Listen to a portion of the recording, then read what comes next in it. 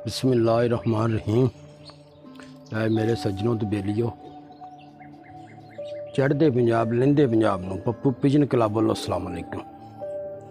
Sir गल यह है कि 2 जनवरी तुहानूं 2 जानवरां दा शौक कराउने नर मादी।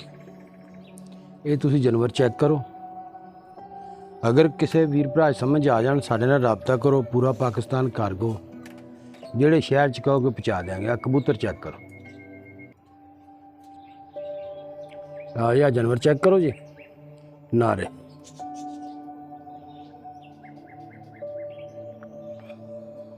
ए दूसरी अख का शौक करो जी,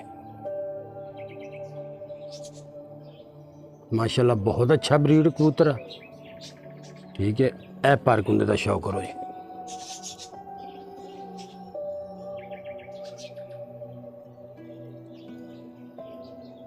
ठीक है। ए दूसरे पल्ले का शौक करो जी,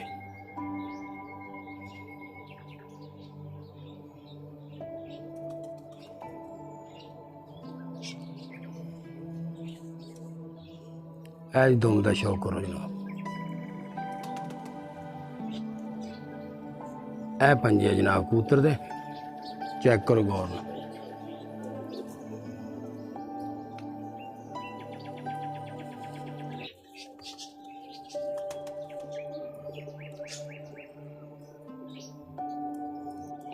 मादी चेक करो जी, ये मादी है, ठीक है। मैं दूसरी अख का शौक करो, माशाल्लाह बहुत अच्छे कबूतर है दोनों, ठीक है। आप पर कुंदे का शौक करो जी,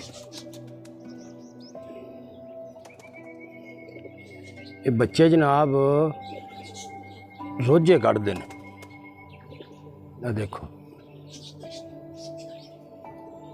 ए दम का शौक करो जी,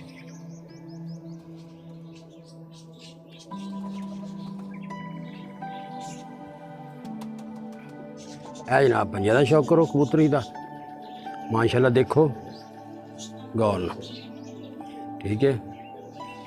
सख्त वजूद बंद जोड़ बहुत अच्छे कबूतर है, ठीक है।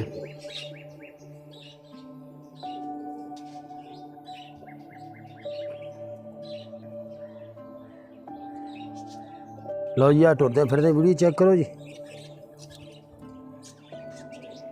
ठीक है। ए जनाब मादी है, ए नर, ठीक है। जिस मेरे वीर भरा की समझ आ जाए वो राबता करे। पूरा पाकिस्तान कार्गो जेड़े शहर च कहोगे पहुँचा देंगे, ठीक है।